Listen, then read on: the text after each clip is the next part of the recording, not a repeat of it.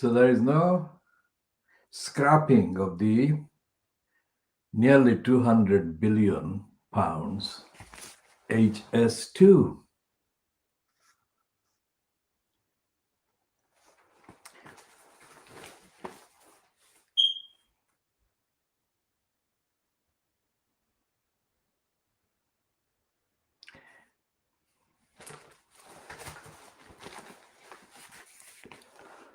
And the EU regulators are threatening the City of London's derivative market. According to this item on the Financial Times, worth 50 trillion pounds. Now, 50 trillion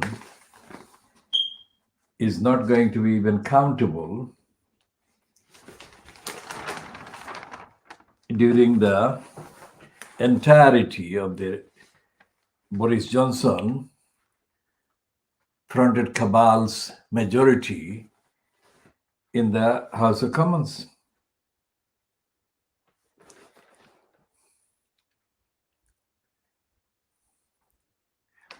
And the Financial Times is wrong on page 2 to say that Sunak, the finance minister of the Brexiteering regime fronted by Boris Johnson, that Sunak is pivoting between pain and largesse in balancing act. And it goes on to further peddle the Tories, saying the Chancellor, that is the finance minister, seeking to honor Tory election pledges as tax rises and funding cuts loom.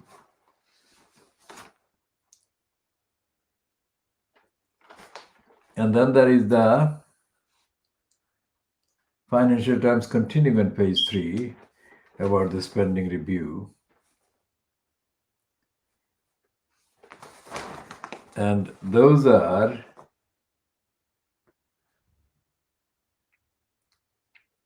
there are 3 items there on page 3. The main one on page 3 top is funding pledges failed to mask looming squeeze and money found for schools, hospitals, police and prisons, but watchdog warns of big cuts in day-to-day spending down the line.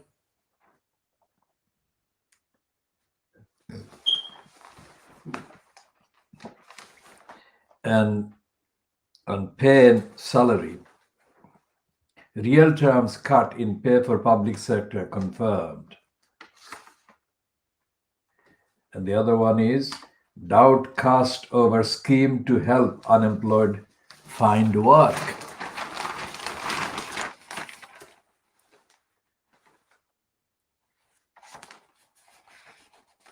And on page 4, on inflation, the retail price index demise to hit pensioner payouts. And investments, local councils are barred from making risky property bets.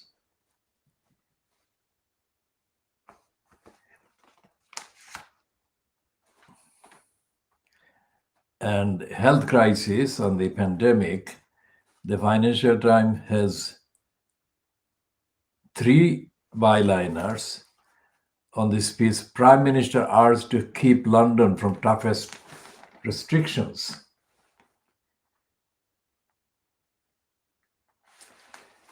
And on page 5, the EU is bracing for tension despite fresh faces in the US White House.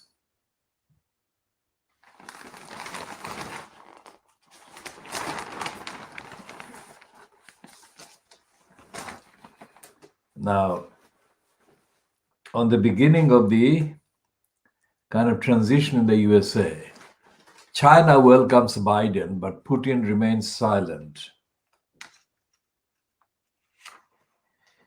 And France issues digital tax demands to US tech groups. Facebook and Amazon are among the companies to have received communication from French authorities in recent days demanding payment of tax for 2020, according to French officials, company executives, and advisors.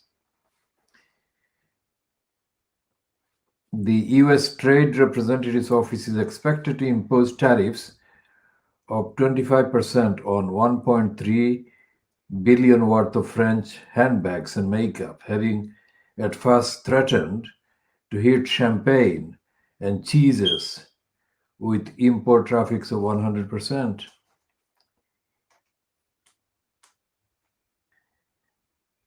And there is a thing under the Democracy Action Plan. EU proposes tighter rules for online political advertising. So that would affect Facebook as well.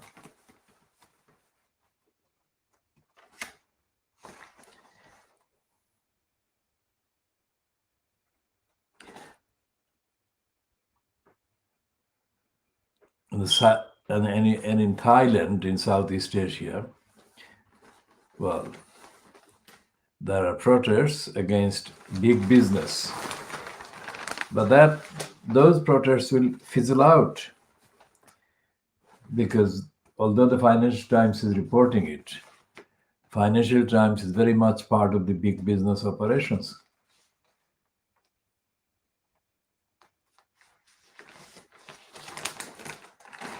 And in the continuing divorce case between the two kind of Russian people, Tatiana Akhmedova has secured a High Court order on Google to hand over emails in 453 million divorce battle. We shall be talking about the High Court and the orders. And the High Court ban on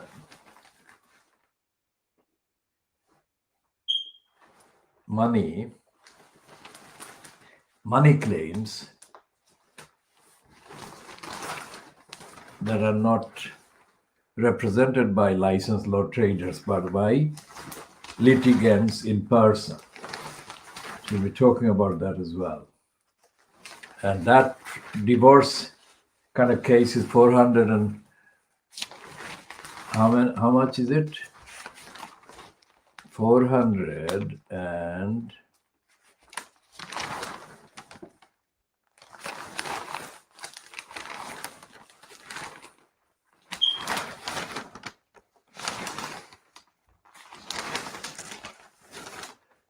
53 million pounds.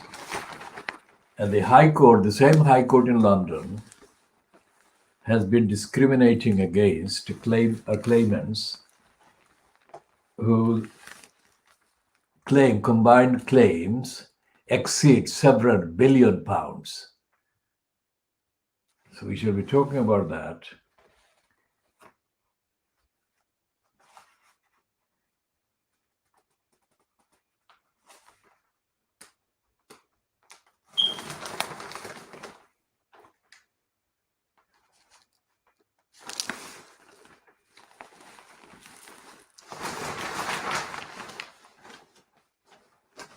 And there is a headline on the main editorial. There are two editorial comments. One is the Financial Times being trendy rather than genuine about business having to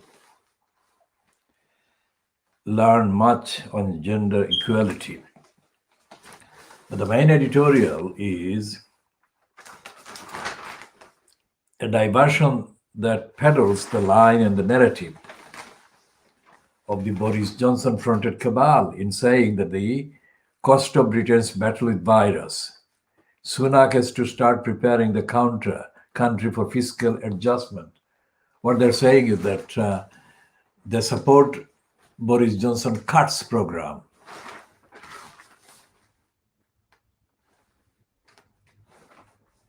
And Dominic Raab has got a completely false statement about the cuts to so-called priority foreign aid.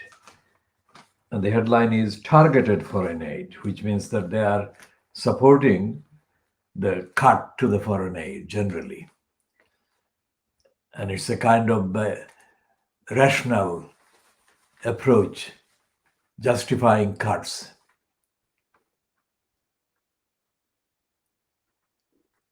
And Anjana Ahuja, who is described as a science commentator, has got a piece, Health Misinformation has consequences for all. And there is a top letter in support of the hedge funders.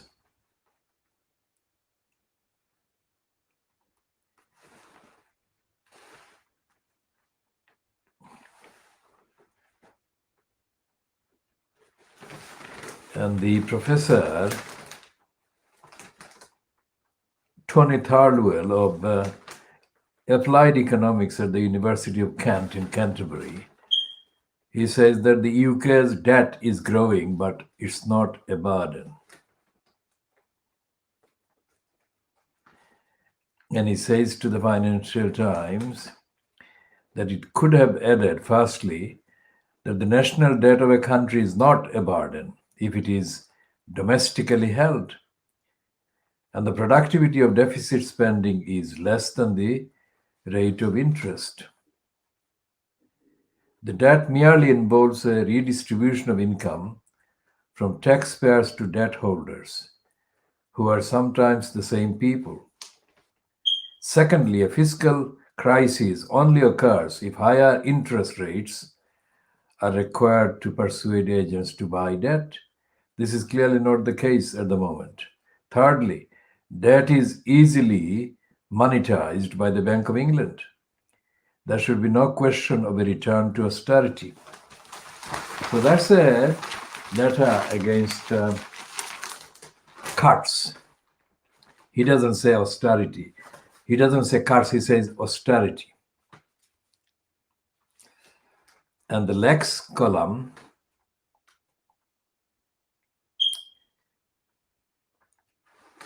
addresses the derivatives market being threatened by regulators.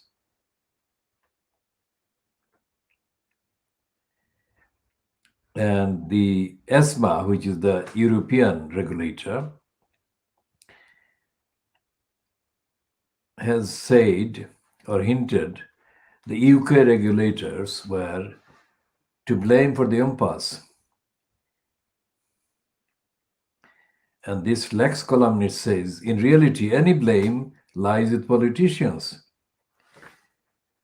But what the Financial Times doesn't say is that Parliament has capitulated to big business and deregulators across the board, and the entire coverage of the spending review is completely false and misleading, because the Financial Times has not addressed the reluctance or refusal by Sunak, the UK finance minister, to scrap HS2. By all accounts, HS2 is costing more than the amount of adjustment and cuts represent, if you like, cuts that Financial Times is justifying. And there is no evidence. There is no evidence whatsoever in the kind of economy or society in the community that people are getting the benefits that the Johnson-fronted cabal is peddling every day. And there is also a clear evidence from all the people that have been involved with the production of the vaccine that most of its peddled kind of benefits remain to be seen. They're not proven. They're not kind of based on any successful implementation of the program of vaccine. And also there are contradictory items of news about London. Although the Financial Times has said that London is kind of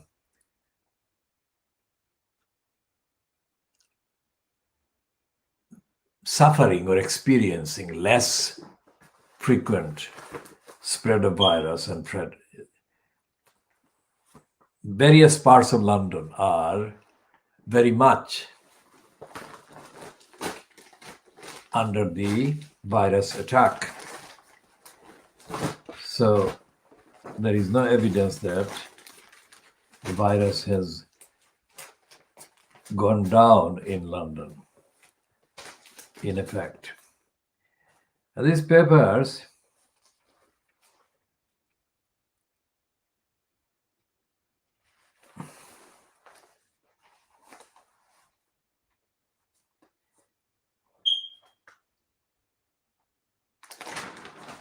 and they're kind of using that phrase "hand of God" in the tributes to Maradona, whose death was reported yesterday.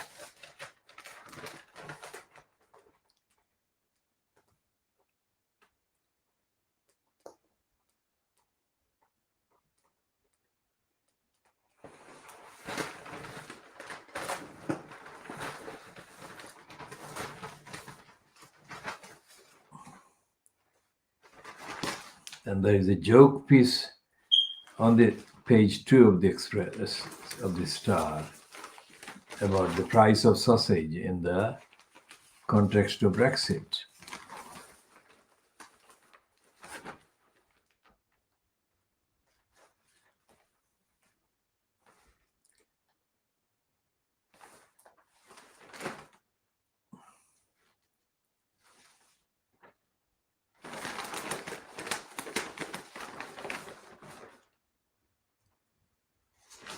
And I've got a piece here on the same kind of phrase. Genius Diego is handed to God. And the main editorial in the Star is that Diego was truly gifted. And the second one of the three is that BBC must save cash.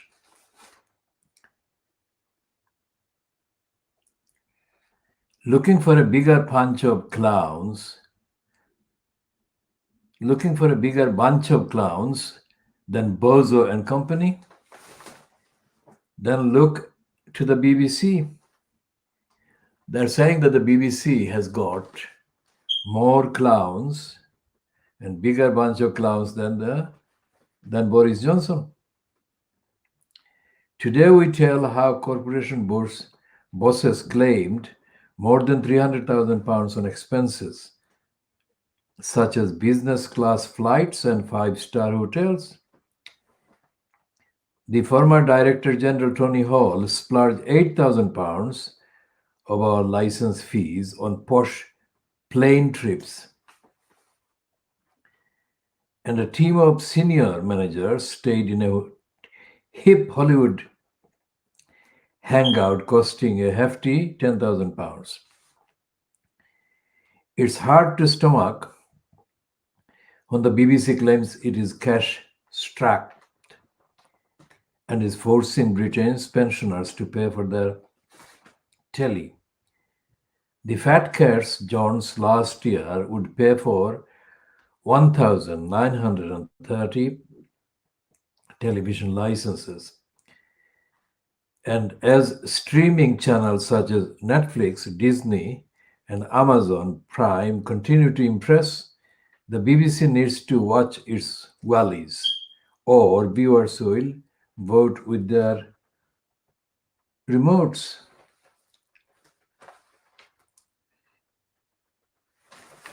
And there is a piece about Robert Maxwell's daughter, Ghislaine Maxwell,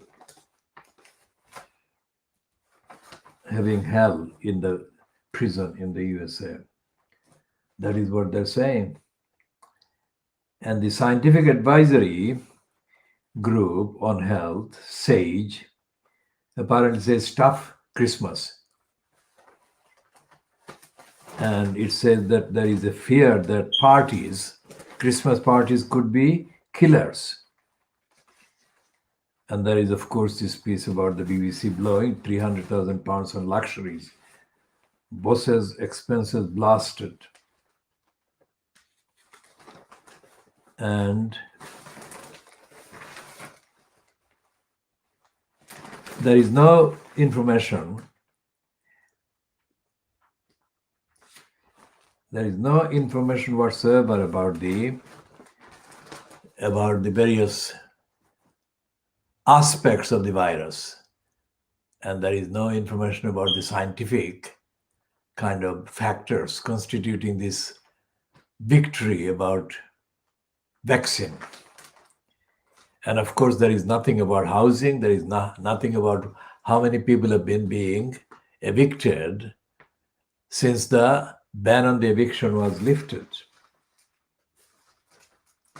There is a piece about 180 miles per hour biker. Police chased teen across 3 counties. So there is no resource for the police, so they can chase a teenager on a bike across 3 counties. And there is a whole devoted piece on Diego Maradona on the Telegraph, Boris Graf. And the Boris Graf business page says, an economy scared by COVID. And it says, second wave of the virus hindered recovery, with lost output unlikely to return until end of 2022. One's Office for Budget Responsibility, OBR. And the Boris Graf says that Rishi Sunak has said, our economic emergency has only just begun. Now that is a headline that actually contradicts everything else that has been promoted as being rosy about the economy. That headline is actually very accurate. But that's a confession by Rishi Sunak, who has refused to scrap the HS2 and has made a messy, contradictory kind of spending review statement. And the Boris Graf has got another angle on the BBC, different from the Daily Star's expenses one, which is that the BBC is losing its loyal audience in quoting young audience members, young. The byline is by somebody called Anita Singh, who is described as arts and entertainment editor. The BBC is losing the loyalty of its older, upmarket audience, a report has found, after a year in which the broadcaster concentrated its energies on wooing the young.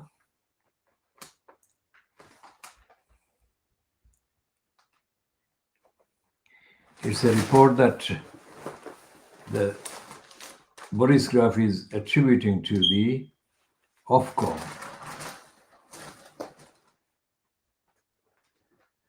And they're saying that the biggest economic chill since days of the Great Frost. Collapse in output due to virus pandemic and ballooning government spending will lead to long-term scarring, warns Sunak.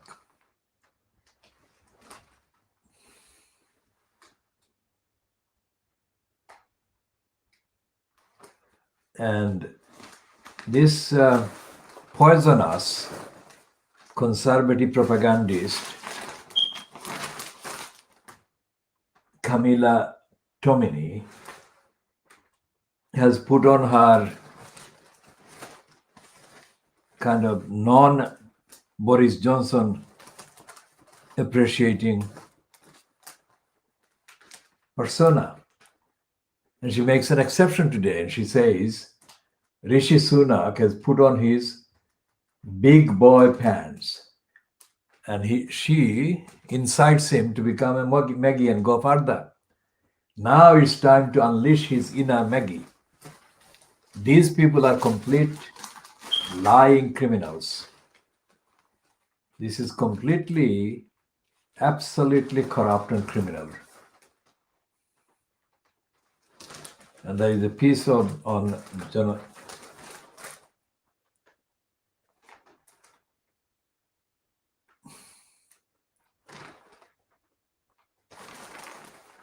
Archbishop of Canterbury, Justin Welby, condemning the shameful cuts to the aid budget.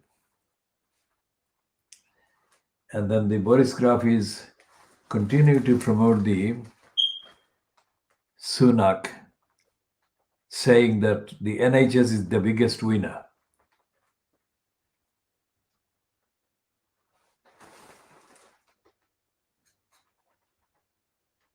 And there is this ultra corrupt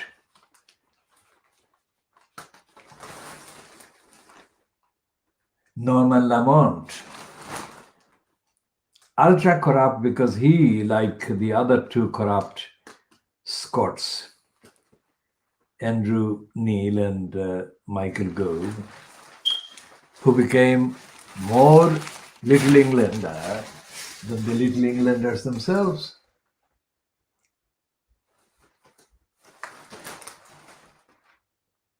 And there are some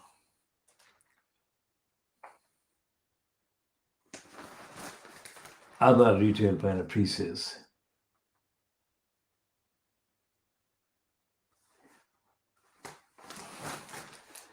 And a piece about the USA, the California inmates paid millions in pandemic relief fraud.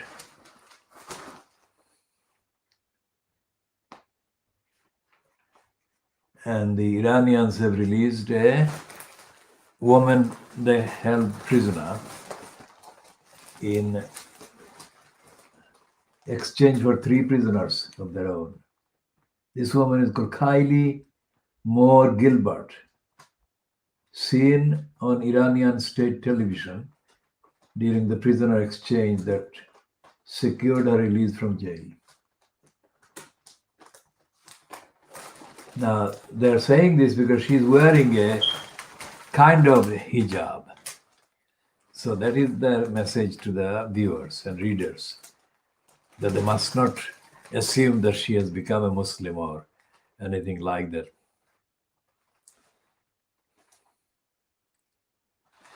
And this is where the piece about Brexit and Biden is kind of reluctantly admitted by the Boris Graf. And the headline is President-elect sticks the boot in early as Irish roots come to the fore. We have said before that Joe Biden is of Irish descent, and he has clearly stated that Brexit would become a problem, especially if it threatens the Good Friday Agreement, the peace process on the Irish island of Ireland.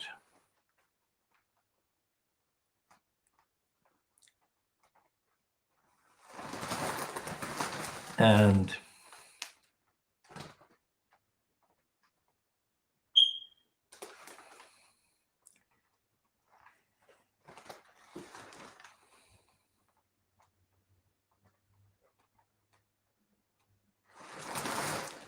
this piece is very rare indeed on the Daily Borisgraph. This headline is saying Britain is facing ruin, but deluded Tories are still refusing to accept it. Now, that is not a headline that the Borisgraph should be having, but there it is. And it's by a kind of ultra right-wing kind of ex-editor of the City AM called Alistair Heath. And his piece, at least the first paragraph, is worth reading. And this diagnosis of Fleet Street. It says that Britain is permanently poorer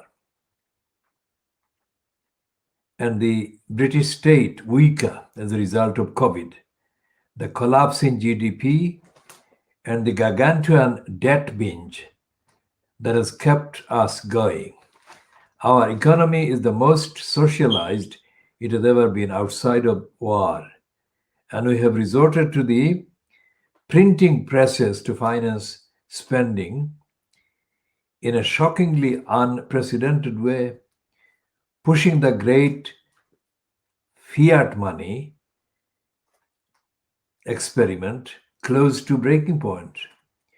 We will spend a lot more every year, even after the virus is gone, which will necessitate tens of billions worth of tax hikes or spending cuts merely to stabilize the debt.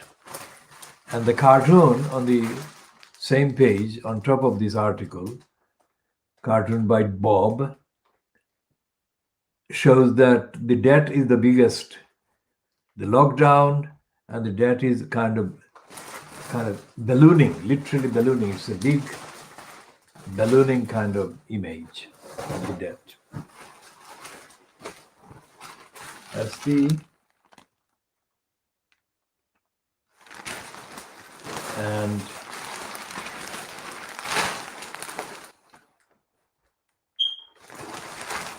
what is the Borisgraph lamenting about the missed opportunity to embrace reform? What does it mean by reform? It's obviously coming from consultation with Boris Johnson.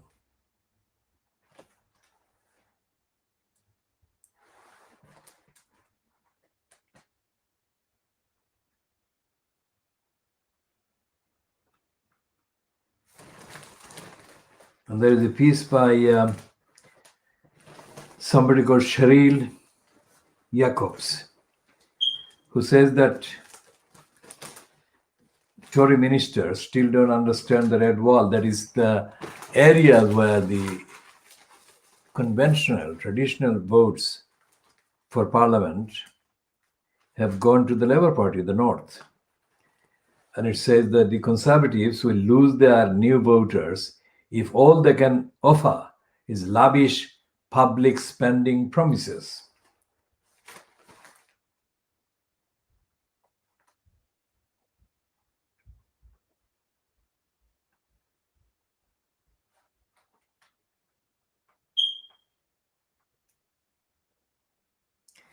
And it is promoting the right-wing line that the former voters of the Labour Party who switched to voting for the Johnson-fronted cabal in the December 2019 election are more right-wing than the Conservative Party. And what she is arguing for is that the Conservatives should be accepting that and making more conservative policies. Now, these people are lunatics. She is lunatic, and so is the Borisgraph.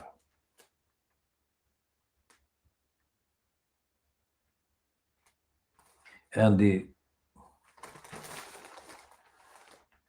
editorial, a missed opportunity to embrace reform, is of the same line. It reluctantly mentions Gordon Brown, but it doesn't mention Gordon Brown as if Gordon Brown was